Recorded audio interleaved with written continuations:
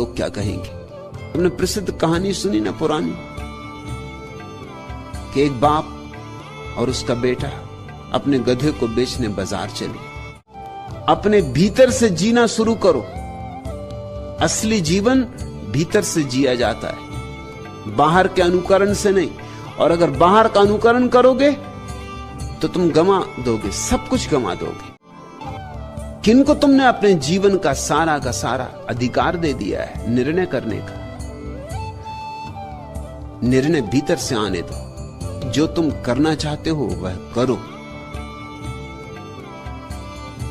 चाहे उसके लिए कोई भी कीमत चुकानी पड़े। संतोष, परम संतोष कि मैं जो करना चाहता था मैंने वही किया। मैंने किसी कीमत पर समझौते नहीं किए। इस जगत में परम तृप्ति उनकी है जो समझौते नहीं करते, जो भीतर से बाहर की तरफ जीते। तो करना चाहते हो वही करो, तो चूकोगे, बुरी तरह चूकोगे। तुम अपने मालिक कब बनोगे? लेकिन अपनी आत्मा को मत बेचना। और जहां सवाल उठता हो कि यहां आत्मा को बेचने की बात है, वहां सब दांव पे लगा देना और अपनी आत्मा को बचा लेना।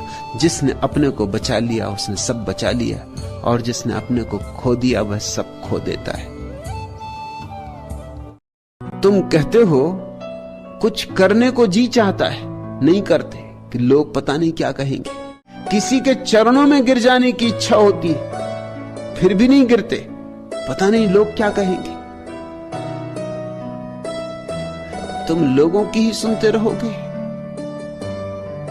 तुम्हारी जिंदगी बस लोग क्या कहेंगे इस हिसाब में ही बीत जानी, फिर तुम्हारी उपलब्धि क्या होगी?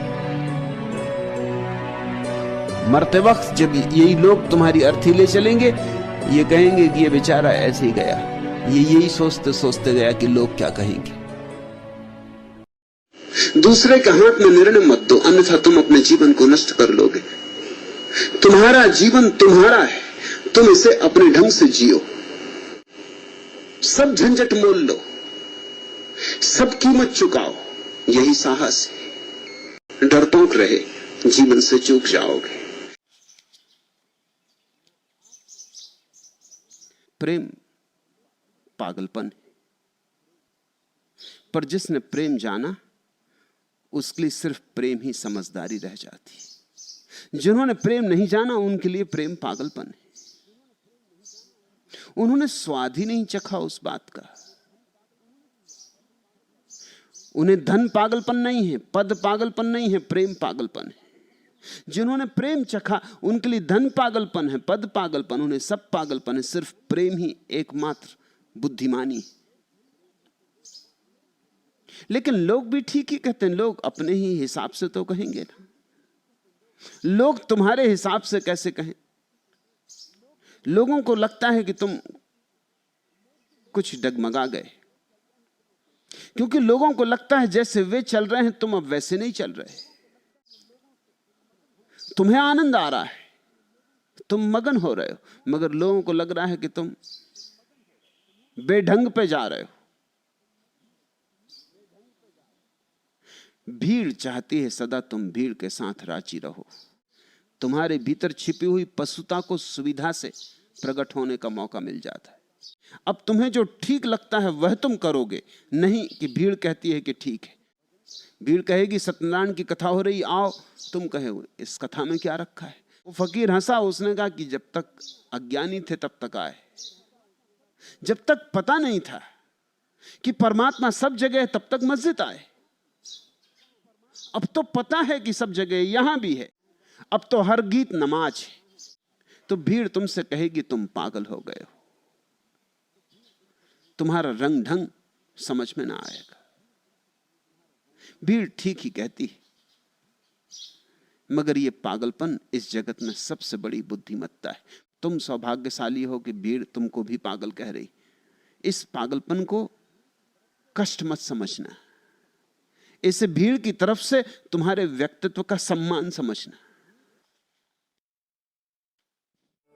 तुम अपने जीवन के मालिक हो, तुम अपने जीवन को अपने ढंग से जीना। और तुम इसकी फिक्र मत करना कि लोगों का मत क्या है। मत की फिक्र की तो तुम्हें वो पागल बना के छोड़ेंगे। जिसने लोगों के मत की फिक्र की वो 2 कौड़ी का होके मरता है। तुम अपने भीतर की शांति से, अपने भीतर के आनंद से, अपने भीतर के बोध से जीना।